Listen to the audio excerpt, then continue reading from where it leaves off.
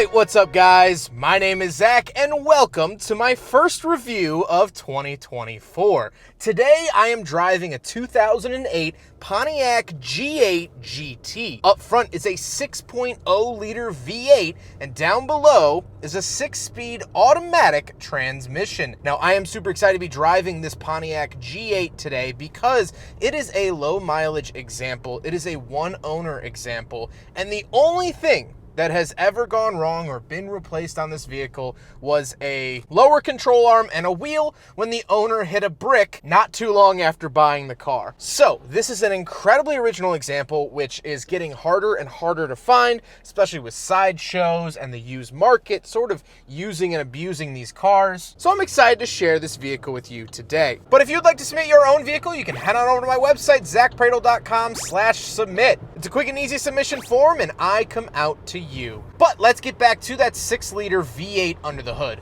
Well, there were 3 engines offered in the 2 model years of the G8. There was a V6, which was a 3.6 liter that we still see in some GM products today. There was also the 6-liter, this engine, which was the mid-tier, and then the GXP got the 6.2 liter. And honestly, for all intents and purposes, this is a fine engine for this car. Now, the 6-liter has been used throughout GM in a lot of their products. It's not really anything new or crazy, but it was the focal point of the car. The Pontiac G8 wasn't really a frills vehicle besides that engine. It was meant to take you quickly in a straight line with 4 doors, and that's pretty much it. And so that's what this car is very good at doing. Now, like I said, paired to it is a 6-speed automatic. You could also find these in manual. However, they're incredibly rare and I've never driven one, so I can't really comment on that too much. Last but not least, about the G8 GT, of course, it is rear wheel drive. Although I say, of course, GM was kind of switching between front and rear wheel drive in this era. We had vehicles like the Pontiac Grand Prix that was a front wheel drive V8. Pictured here, this is actually a 2007, so only 1 model year off of the G8. So it was interesting they were kind of dabbling back and forth with front and rear wheel drive V8 vehicles. This is rear wheel drive. So how does it feel to drive a Pontiac G8? Well, as you could probably tell, today it is rainy and wet, so unfortunately I'm not going to do a big acceleration test for you, which isn't really even my style of video, but driving it around town, you get that low end torque that we've all come to know and love from V8 sedans. That's the beautiful thing. Turbocharged engines are great. Small displacement turbos are a lot of fun, but you have to work them. You have to knead them like dough in order to get them to actually perform how you want. The V8 in this car really lets you lumber around at any speed you want, and you're gonna have a good time. You're gonna have all the torque and power that you want. It doesn't die off the top end. It doesn't struggle at the bottom end. It's just a solid power band, which is why I love V8 engines so much. With that stuff out of the way, let's talk about the interior. Well, in front of me, I have 4 gauges and a screen. Off to the left is my coolant temperature and tachometer, and off to the right is my speedometer and fuel. And like I said, in the center, you get a very rudimentary information screen. Now, by today's standards, this is very archaic, but back in 2008, this wasn't the industry standard, so it was cool to see here in the G8. On the steering wheel, on the left, I have my selector and source buttons for that gauge cluster info screen. Then off to the right, we have volume and phone options. The steering wheel does have a Pontiac badge. It's a little tiny badge at that, smaller than what you got in other cars at the time, but I like the feeling of the steering wheel nevertheless. Off to the left, we have our headlight switches and gauge dimmer switches, and moving on to the door, we have a climate control vent and latch to get in and out. No window switches found over here. We'll talk about those in the center a little bit later on. Moving into the center, we do get a big speaker up on the dash, as well as a little information screen. This is really nice. This is also a digital screen, and it wasn't super common in most cars to have that back in this era. Now there's 18 million screens in every single Corolla. But back in 2008, that wasn't really the status quo, and so it was cool to see that info here. We have 2 climate control vents and the hazard switch, and then our radio. So there are a couple different radios that you could get in the G8. I don't really know how to pronounce that, But in my last G8 video, I was very blown away and confused by this. Since then, I've driven actually a lot of vintage cars that have a radio by this same manufacturer. They build OEM radios for a lot of different brands, or at least used to. I haven't seen the name around in a little while, but I could just be missing it. So very cool to see that. It did actually have a screen back in '08, which was very nice. And down below, we have our climate controls. So we do get dual zone climate. Another thing I missed in the last G8 video is that you could actually get dual zone even on the base model. It wasn't restricted to just the GT and above, like I was previously told. Then we do have a 12-volt outlet, little cubby, heated seats, and traction control. Now, the heated seats are kind of interesting because I turned them on this morning. Low is the first setting, which in most heated seat scenarios, you push it once and it's automatically on high because you're probably freezing cold. But no, the G8 starts you off with low and then you have to hit it 2 more times if you want high. Very, very odd. Then we have the shifter itself. You can plus minus shift if you would like to over off to the right, and that controls the 6-speed automatic. I don't have any complaints, although I would love to test out a manual. Then we have some interesting buttons. So what would normally be found on the driver's door is now found in the center. We have our power windows and power mirrors, along with power locks. The reasoning behind this is because this is a vehicle, this is a product of Australia that we'll talk about in the final thoughts segment. And so there were right-hand drive versions of this sold under the Holden badge. And so instead of swapping harnesses and button locations and 2 different door cards, they just threw it in the center to make it nice, clean, and easy to manufacture, which I'm sure GM loved. Off to the left, we do have a handbrake, which is very nicely integrated into the dash. You wouldn't even notice it unless you looked hard enough. And then we have the cup holders. So we will do a big friggin' model test here in the Pontiac G8 GT. And unfortunately, just like the other GT from '09 that I drove, it too fails.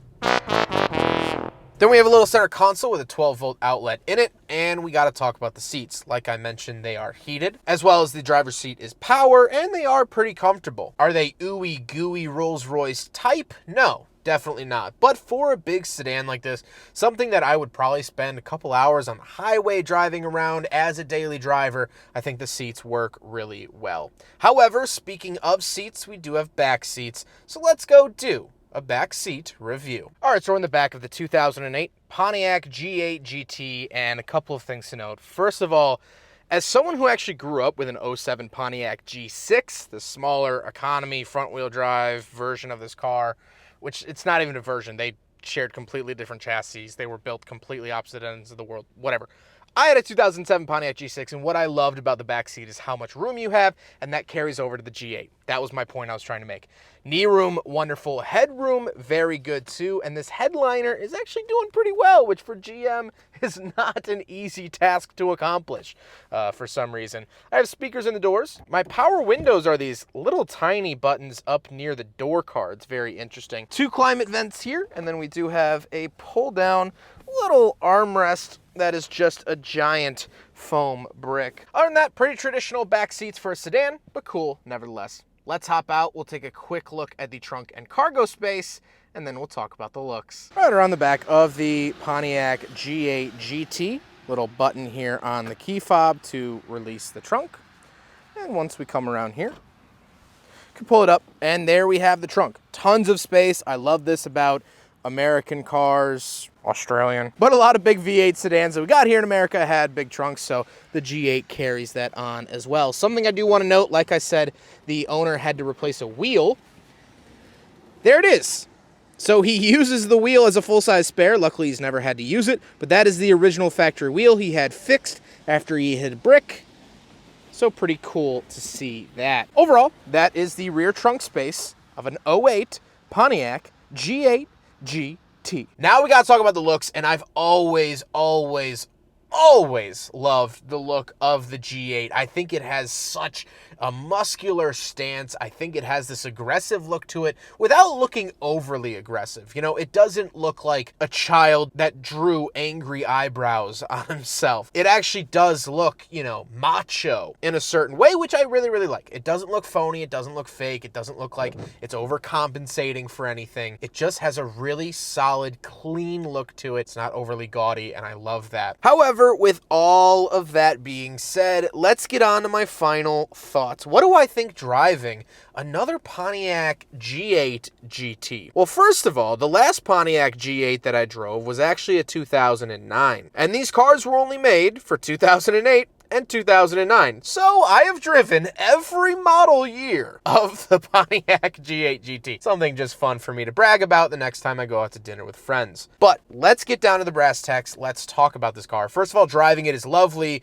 These cars are wonderful, and it's sad to see nothing quite like it in production today. But this car is a product of Australia. This is an Australian car. And while I want to save the whole history of the Holden brand for when I finally review a Holden here on the channel, here's the thing. Holden was its own separate company, actually founded in the 1850s, building leather saddles. But in the early 1900s, they started getting into cars. They did some coach building work and they built bodies for other companies. But later on, halfway through the century, they started building their own cars. And there was always a sort of influence and partnership with GM. They've also partnered with Ford over the time. In the 80s, they used Nissan engines. They rebadged the Mazda Road Pacer at some point in the 70s. But they've almost always been under the umbrella of GM in some way or another. But they weren't like other GM companies. They weren't just this subsidiary that took whatever mush GM gave to them.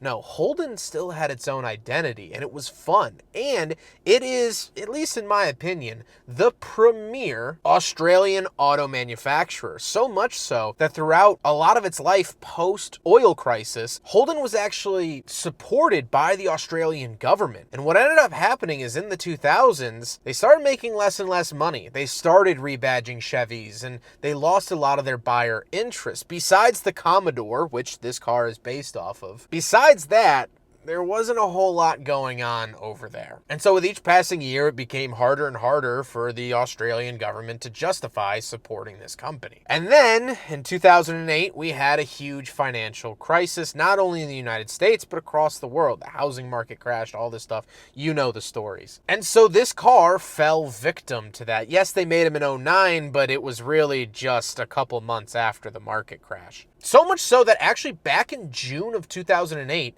in Motor Trend, they talked about Pontiac bringing a Ute here, a pickup truck version of the G8 that sold really well in Australia. They were talking about bringing it here. Here it is on the cover of Motor Trend. And yet that was something that would never actually come to fruition. We never ended up getting one of those. And so yes, this car was succeeded by the Chevy SS and the fleet-only Caprice, which I've reviewed both of those, and I love those cars very dearly, but there was something special that was taken away. Pontiac was the fun brand, supported by the even more fun brand of Holden. There was something almost childish about this car, a childish wonderment, a sort of joy that you don't really see much of anymore in the auto industry. GM and their subsidiaries were making cars in this era for the heck of it. You know, this is the end of that era where cars were built for enjoyment. Yes, we have cars nowadays that are enjoyable, but the average modern, mundane, normal cars aren't. This was all wrapped up into one automobile.